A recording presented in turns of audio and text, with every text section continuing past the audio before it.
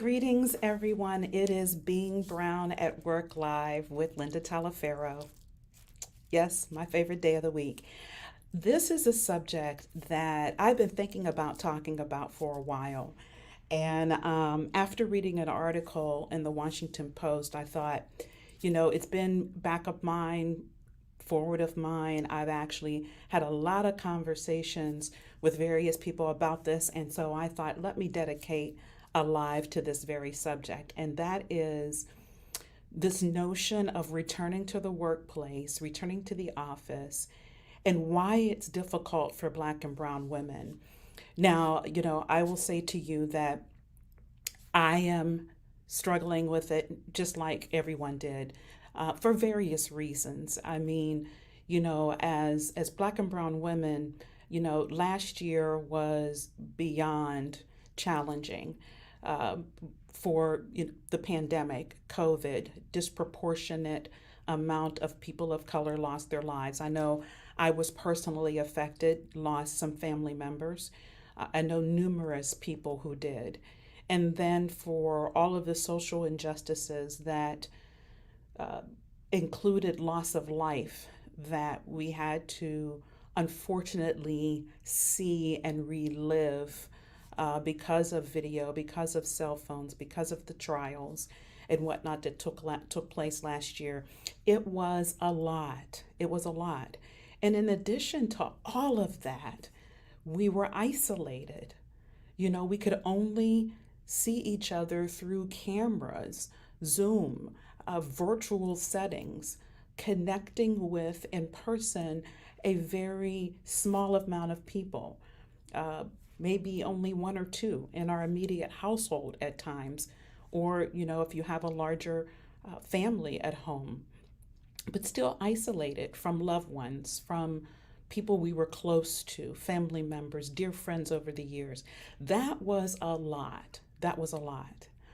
But at the same time, if I were to, kind of change the lens a little bit, the fact that we were working from home afforded an opportunity for us as brown and Black women to exhale.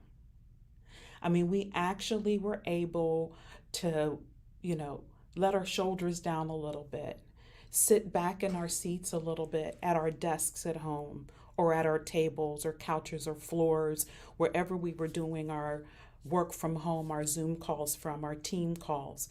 But we actually were able to do it in a more comfortable setting. And I believe that's the piece that a lot of people have missed when they talk about the return to the office and getting a pushback. They're not quite understanding, and I'm speaking for brown and Black women in particular, why it's a struggle. Why is that a problem? And it's because of all the things I just mentioned, in addition to the fact that we no longer had to deal with microaggressions, macroaggressions, constant questions about our beliefs or thoughts and about what happened in 2020, not being able to be fully in ourselves and experiencing the life experiences, having to cover those up. And for some of us who have just not quite gotten comfortable in our own skin, you know, not being able to come up and be at work authentically ourselves. When you're working from home, if you don't have to turn on your camera, then you don't have to worry about that. And for some people who had to turn on their cameras, it was a different situation for them because they may not have had a pretty large piece of art behind them or pieces of furniture. So that was another dynamic to this. But just the nature of not being in the workplace every day, day in and out, and having to deal with the struggles that we inherently are faced with day to day. And yes, so true. Um, you know, it's nothing new for us. Yes, Monica, thanks for joining. Monica says, comfortable setting at home is that's we're able to be more authentic and real at home. Yes, Monica, that is so true. And you would think we should be able to be the same in our workplace, but we're not. right? I mean, the biases, I like to say lack of understanding, knowledge, education. Uh, Frankly, the biases and racisms exist across ageism, gender, uh, racism, all of that we deal with. And that's why we can't be. Some of us feel like we can't authentically be ourselves, unfortunately. So the fact that we were working from home was an absolute joy, because we didn't have to deal with all of those other issues. We didn't have to deal with them. Now, unfortunately, a lot of companies are talking about, hey, it's time to come back into the workplace. It's time to come back into the workplace, and either you're doing it 100%, so it's 5 days a week, or you've got a hybrid model. Still, you're now showing back up in that workplace, no longer, as Monica just shared, in the comfort of your own surroundings where you feel like you can be real and be yourself. Now, no disrespect to those of you who have said, you know what, I'm out. I can't deal with this anymore, so I resign. I quit. I'm no longer in this corporate gig anymore. I'm shifting. I'm either becoming an entrepreneur, or I'm not sure what I'm going to do. I just know what I can't do, and that is deal with that anymore. Totally respect. No disrespect. Totally respect your decision. Support your decision to do so. I get it. I get it. And I would say that we all know that the lack of comfort in the workplace isn't new. When I read the Washington Post, and I'm going to pull it up here as I'm talking to you, the General Social Survey did a survey between 2014 and 2018, and it said 14% of Black people said they face discrimination at work because of their sex, their race, or ethnicity, more than any other demographic. And a more recent poll, just a year ago, just last year, by the Gallup Center on Black Voices survey said now it's 24% of people, Black people, feel like they're discriminated at work. 24% went up from 14 to 24% last year. So, yes, the decision that no longer can take it anymore, I'm out, I completely get it. But all of you know me, I'm about finding solutions, finding that way forward. I am a glass half full person, always have been. And looking at me, I am no respecter of persons. I have had same similar experiences in my career as well. But I look for a path of which I can be authentically myself, which I can be real and enjoy what I do in the workplace. Now, is it easy? No. It takes extra effort. Absolutely. It takes hard work, but it's possible. And that's what I want to talk about today. And some of it was shared in the Washington Post. You know, I am all about relationships. And you may have joined me a couple times when I talked with Amelia Roberts. We actually talked twice in the month of October around your ecosystem, around your support system. And I think there's probably not a more critical time to have that network than it is right now if you are one of Black and brown women faced with returning to the office on a regular basis and you just don't know what to do.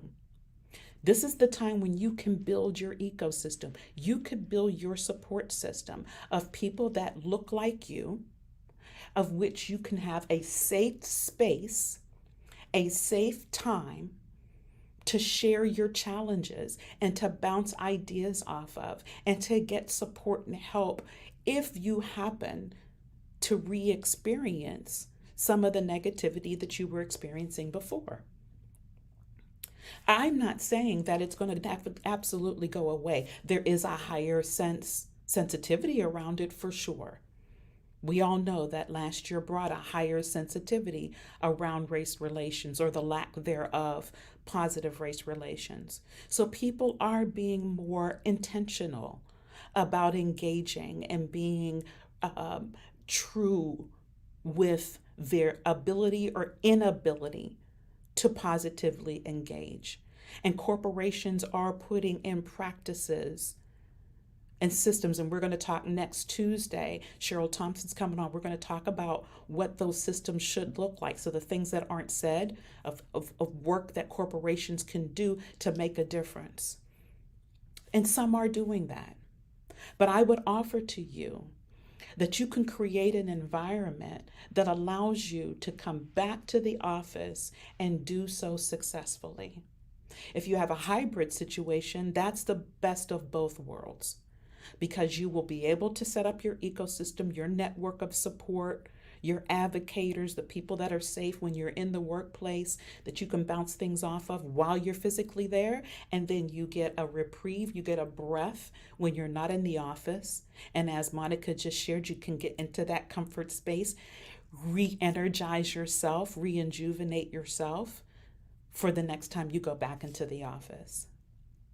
I mean, I believe returning to the office is inevitable. Now, there are some companies that have the work wherever policy. Great. If you're part of those companies and it's worked very well for you, that's awesome. I believe the majority of the companies are probably going to have a hybrid.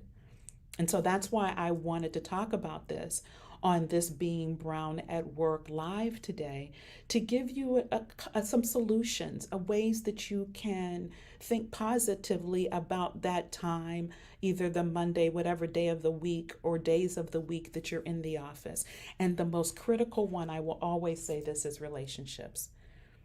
I can't think of anything that could support you more than to have 2, 3 people that are safe. Create your psychologically safe environment for yourself while you're in the office so that if you happen to encounter a challenge, they can help you bounce back from that challenge and also talk aloud of ideas on how you can work through those challenges, how you could face them and do so successfully. I had a call with a client the other night to do exactly that. Talk through some suggestions, some approaches for her and her current situation. So important. There's nothing like having that type of support. And as we were doing it, she even it was 30-minute conversation because it wasn't our normal session. And she's like, Linda, I already feel like I can excel. I already feel good. She just needed that support. She just needed someone that looked like her, that got it, and that could help her see the light in it all. So returning to work, yes, is it a challenge for people in general? Absolutely. There are parents with children trying to figure it out. I mean, simply, are we even sure that it's safe physically? I mean, we have a variant going on. Yes, there's solutions, well, not solutions, but vaccinations, various things out there, and everybody has different opinions. And so it's such an unsettling time in general, right? I mean, because we don't quite see where this thing is going to level out. That in itself is a challenge. And then if you have all the other issues of transportation and child care or if you're taking care of an elderly, whatever your personal situation is at home, now you pile on the fact that you have to return to the office and the atmosphere there may not be the best. In the midst of all of that, as you're working out your personal situation, I offer to you to definitely take the same focus in working out your professional one so that the whole person that's showing up into that 9 to 5 environment can be, to the best of their ability, comfortable, authentic, and real. Because if we can't do that, there's no way we can be any ounce of happy or have any ounce of confidence that we're performing at the level that we know we can, and that the leader that's within us really can show up. So we have to create that environment for ourselves. I would also offer you to do it when you're hybrid days. You're virtual. If for some reason you're working, as I said, in the environment where you don't have to go back at all and it's virtual, you still need, it doesn't change the fact that you would not benefit from a support group. And you can do virtual coffee hours, happy hours after work. You can do those things. It's so important. Even in the Washington Post article, the person that they interviewed said that it's inevitable. The relationship piece, the connections, the networking is part of the workplace. It's simply part of it. It's simply part of it. And it's frankly how you move through your career, be it lateral for broader experiences, for broader assignments that have more depth, or be it for the next rung on the ladder, that promotion happens through relationships. So don't dismiss it if you end up staying 100% virtual. Still put some intentionality around connecting. So I wanted to take some time in this live to talk about the subject that doesn't get talked about a lot. I was so happy to see the Washington Post article, and there are probably other articles out there, but that one really resonated with me because they interviewed women who stayed in the workplace, women who left the workplace, and sharing why. That understanding the why is so important. And so rather, if you're a leader, you're a manager, and you have a team of people, don't necessarily assume that it's just because they're lazy or they don't want to come to work. Spend some time to understand the why, because you could possibly be part of the solution as well. Not possibly, you could be part of the solution of creating a safer environment for them to return to the office. So that's why I wanted to spend some time on my live today to talk about the why and to help women with some solutions, approaches that could take the stress and the anxiety down a bit and create more of a feeling of a belief of what was possible. If you want to talk to me in more detail about this, I can share other things that I've done that I've recommended to other people. Drop some comments if you're watching this live, if you're watching this on the replay, drop some comments. I would love to share with you more ideas. I'm all about what we can do to take care of ourselves, to take full control of our careers and be successful. I'm about moving forward. I'm about progress. I'm about looking, as I said, at the glass being half full and not in the rearview mirror. Controlling what we can control in the most positive light, in the most positive way. So I would love to hear from you if you have some more questions. If you have some ideas yourself of how you've done it successfully, doing your hybrid or return to the office, I'd love to hear from you. Join me next week as we talk more about the systems within the workplace that should surround us as Black and brown women to help us be more successful. I think you're going to enjoy that conversation next week with Cheryl Thompson from CADIA. It's going to be a great dialogue. But until then, breathe, exhale. It's possible. You can return to work. You can return to the office and do so positively by creating a safe space for yourself. Until next time, take care.